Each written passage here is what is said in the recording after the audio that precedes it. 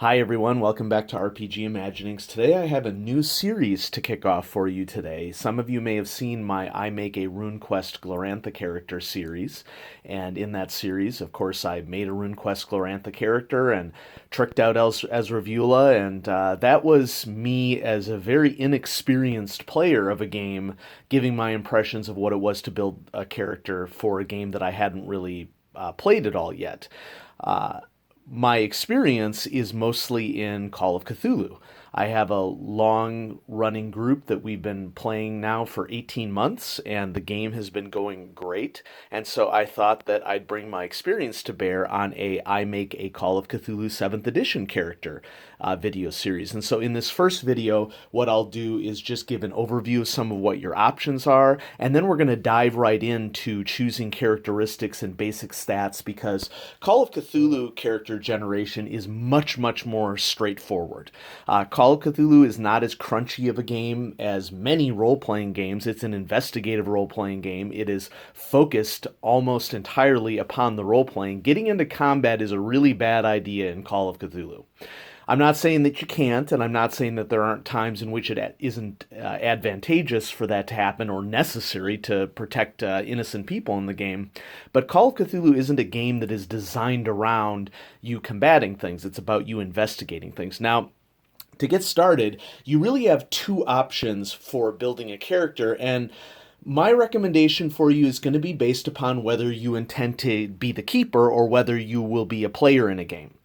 Because there are several books that contain the character, well, two books that contain the character creation rules. There is the Keeper Rule Book and the Investigator Handbook, and both of these contain the character creation rules. If you are a keeper, well, you need the Keeper Rule Book to play. Well, yeah, I should say if you want to take a more deep dive into the game, you would really want to pick up the Keeper Rulebook to get the full rule set, and of course it contains the character creation rules. There is an argument for picking up the Investigator Handbook, especially if you are a player.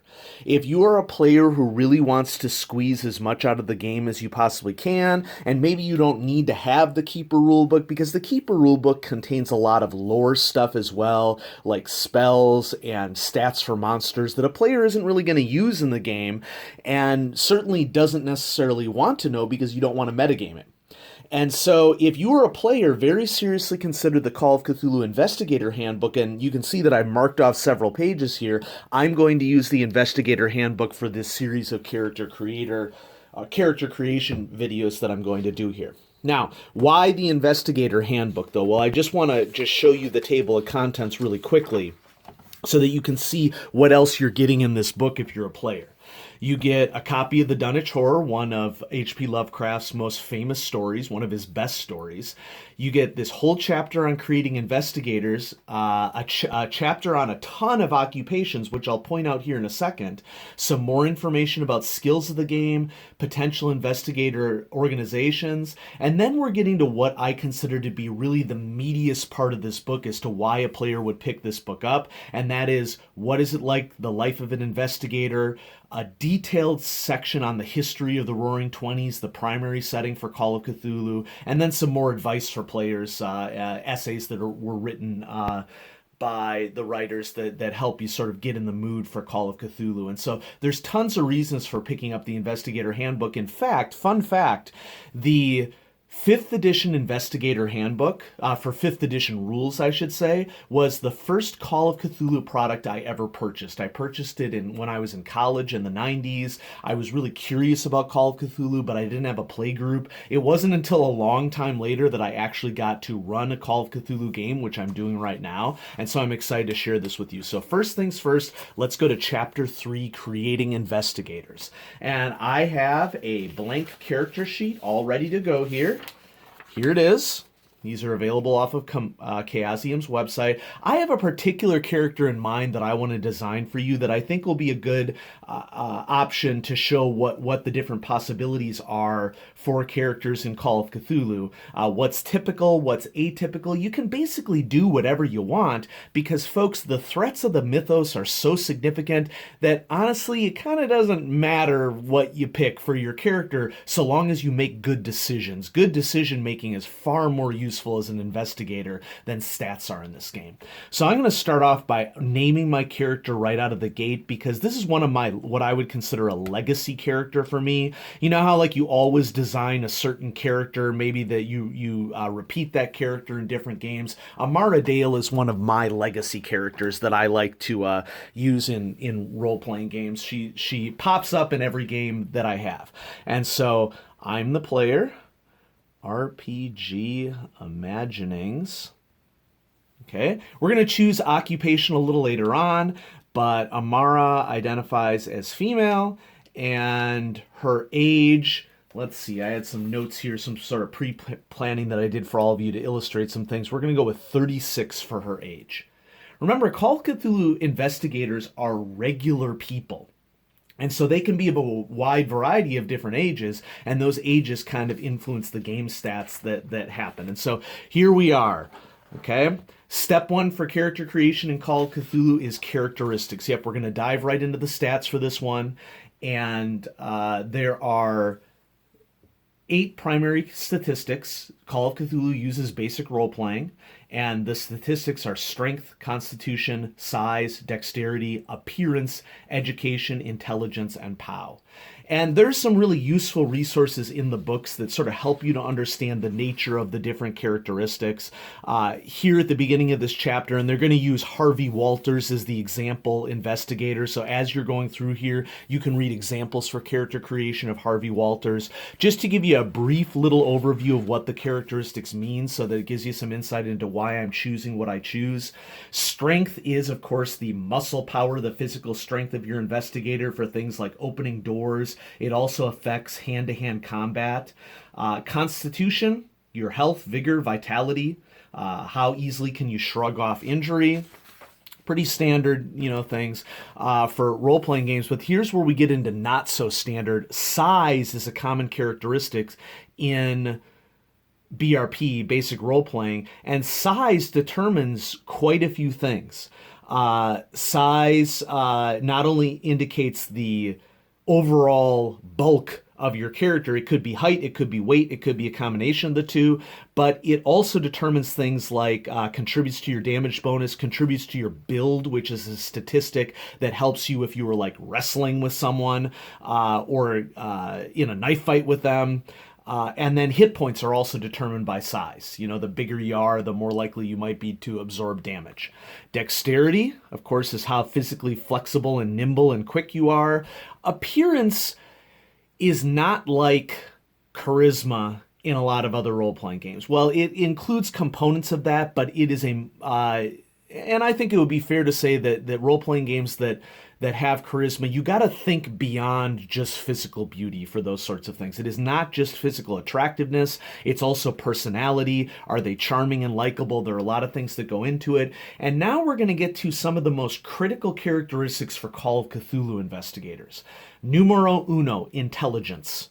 Okay, intelligence is important because it determines not only how easily you can solve particular puzzles that may require a roll, but intelligence is a primary stat that frequently determines a huge chunk of your skill points that you distribute in this game. Power, also a really important statistic. Power is force of will or willpower. It governs things like your ability to use magic, your ability to resist magic, to resist psychic attacks, a very important characteristic in Call of Cthulhu. And then education basically determines how long you've spent in school. And your education may not be just formal schooling. Your education could be described in other ways. It could be that you are educated in the School of Hard Knocks. Other statistics that are unique to, one statistic that is important for Call of Cthulhu 7th edition would be luck. And there are luck rolls in this game. You would roll luck when you're in a situation like the classic example of a luck roll would be where you don't have something written down in your character sheet that you really need, and you might ask the keeper, "Hey, do I actually have this on me?" And she might ask you to make a luck roll. And if you succeed at that roll, you were lucky, you put it in your tool bag and you had forgotten about it, but it's there. Age is a statistic that matters in this game. There are modifiers to the different statistics based upon your age. And then this, I think, is a really cool addition to the Investigator Handbook here. And I think that this is also in the Keeper Rulebook as well. What do these numbers actually mean? Generally, for most of these characteristics, a score of 50 on a 0 to 100 scale would be an average human value for that. And when you get up into higher values, so for example, for power, when you get up to 90, you're strong-willed, driven, high potential to connect with the unseen and the magical. And so what I'm going to do here is we actually have a lot of choices for how to determine characteristics in this game. I just want to turn to a section of the book here real quickly that sort of points out some of those options. And these are options for character creation in general. One option is that you can roll your characteristics, and there are instructions here at the beginning of the chapter as to what you roll. Intelligence and size being critical characteristics get a bonus. Normally you would roll 3d6 and multiply by 5 to produce a characteristic, but for intelligence it's 2d6 plus 6. So it grants you an automatic 6 for one of those dice and gives you sort of an advantage for both intelligence and size. So you could roll for your characteristics in this game. There's also point buy, and then which you distribute 460 points amongst your characteristics. And then there are other methods like the game is really encouraging you, like if you get some low rolls and you're not keen on it, consider redistributing some of your numbers to make sure that we are moving efficiently through the steps of character creation here. I'm going to go ahead and use the standard set of characteristics for Amara Dale. The standard set for Call of Cthulhu is 80, 70, 60, 60, 60, 50, and then, whoops, I forgot one of the values, several of the values here. Whoops, sorry, that's not the standard set. I corrected my notes. Here's the correct standard set. My apologies. 80, 70, 60, 60, 350s, and a 40 is the standard set for Call of Cthulhu. And so for Amara, I've already been thinking about, well, Amara is one of my legacy characters, and I've been thinking about her for quite some time. And so for Amara, I'm kind of anticipating that she is going to be like a Amelia Earhart / Indiana Jones type. And so I'm going to do something which is a little maybe strange, some people would consider for a Call of Cthulhu character, but based upon what I'm envisioning for Amara and what I want her to be able to do, I'm actually going to put that 80 right in strength. Okay? A lot of players of Call of Cthulhu, some might argue that strength is kind of a dump stat, and for some characters, strength maybe is a dump stat, but based upon what I'm thinking about Amara, I'm going to go with 80 for her strength. Con, 60. Size, 50. You can see I've predetermined these. Dex, 50. App, 40. She's not the most likable person in the world, and I'm deliberately making a choice there to put it in app because of the way that I want to role play her. I want Amara to be someone who, is pretty handsome as a woman, but where all of that 40 is in the force of her personality. Education, she's pretty well educated. At 60, education would be, well, she's a high school graduate. She hasn't gone to college. She's more of a school of hard knocks sort of individual. Intelligence, 60. We're going to spend that 70 in POW. Now, one of the things that you're going to notice for Call of Cthulhu is that there are 3 spots for you to write things in blanks in this game. And I'm going to zoom in here so you can sort of see what's going on. Okay, notice how there's 3 blanks for all these primary characteristics. In Call of Cthulhu, one of the main ways that difficulty levels have been determined in 7th edition, I really like what 7th edition has done with this. Some people, opinions vary. 7th edition has defined 3 primary difficulty levels: regular success, hard success, extreme success, and all these little boxes are indicating for you what you would need to roll under in this D100 game in order to get a regular, hard, or extreme success. Now, if you want to practice your mental math, this is a great way for you to practice your mental math. Half of 80 is 40. That one's pretty easy. Okay? Extreme is 5th value. And so a 5th of 80 is 16.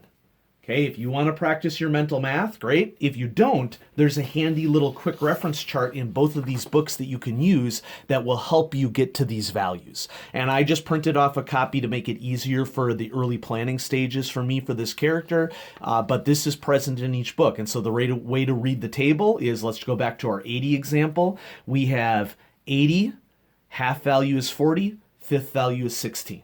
Okay, so it's all about how much mental math you want to do. Some gamers want to practice their mental math. If that isn't you, that's fine as well. So 60 is a 30 and a 12, and one of the benefits of doing point by here is that I can go to any 60 that I have and the values would all be the same. Okay, 50s are 25 and 10. Got to get our 70 here. 70 is 35 and 14. And appearance, 40 is 20 and 8. Once again, those are the numbers that you need to roll on to get a regular, hard, and extreme success in the game.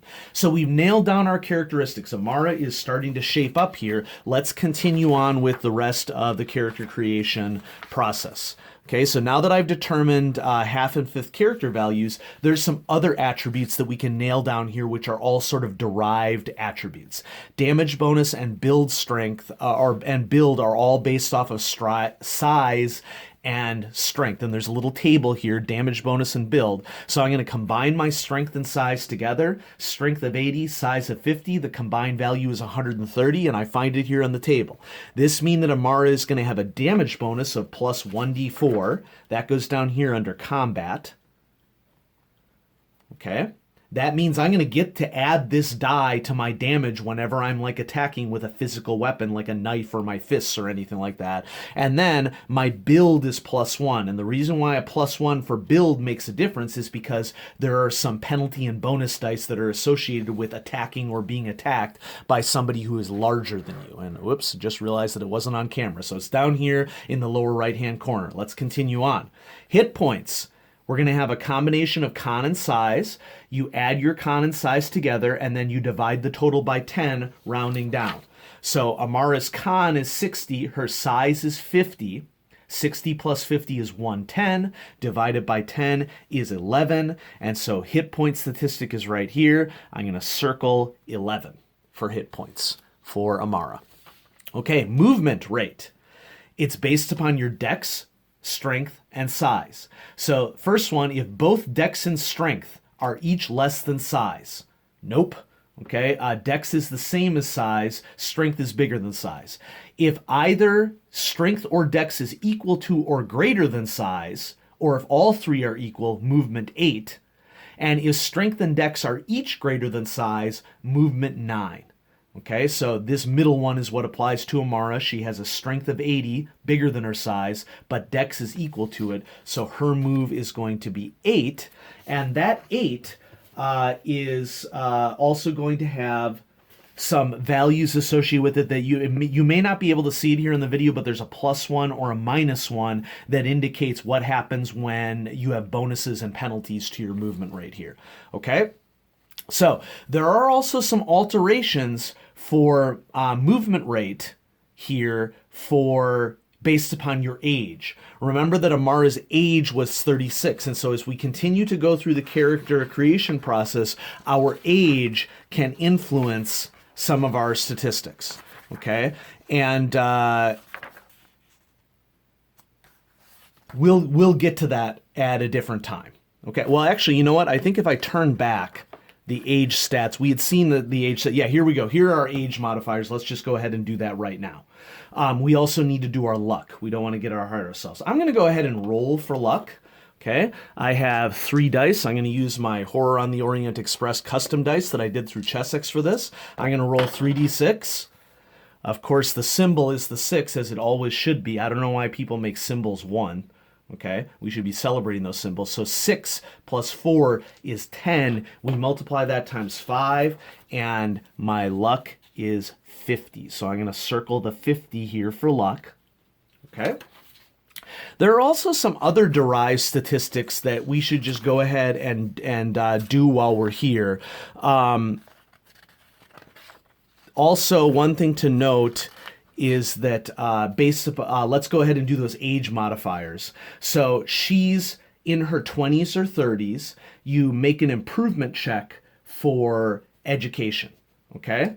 And so this is described in the education section. Not there. Here it is. To make an education improvement check, simply roll percentile dice. If the result is greater than your present education, you add 1d10 percentage points to that. And so there's an opportunity to increase her education here. I gotta find some d10s here. And, oh, here's the dice bag. Got it. Okay, we're gonna bust out a set. We got these purple dice. Seems appropriately eldritch. Okay. I need to roll above her education statistic. The idea behind it is that to improve things in Call of Cthulhu, the higher your skill is, the harder it is for it to improve. So if my education were 40, I'd have a better chance to improve my education because I'm learning stuff as I go along than if I have an education of 60. So I got to roll higher than 60, and I rolled a 76. I succeeded. And so now I'm going to roll 1d10. I get a 6. Sorry, that wasn't on camera. And so I'm going to add 6 to my education score. Her School of Hard Knocks has increased the chances that she is that she has some knowledge that she can use in her investigations. Going back to the chart, this improves my hard to a 33 and extreme to a 13. Okay. Next. Magic points are 1/5 POW. Okay, so her max magic points are going to be 14. This will come into play probably later after she's been playing the game because you do not start with magic or an understanding of the Cthulhu mythos as you start in Call of Cthulhu. Starting sanity, max starts at 99. Her start is her POW statistic, 70. Okay, and then there's one more derived statistic that I want to do here, and this is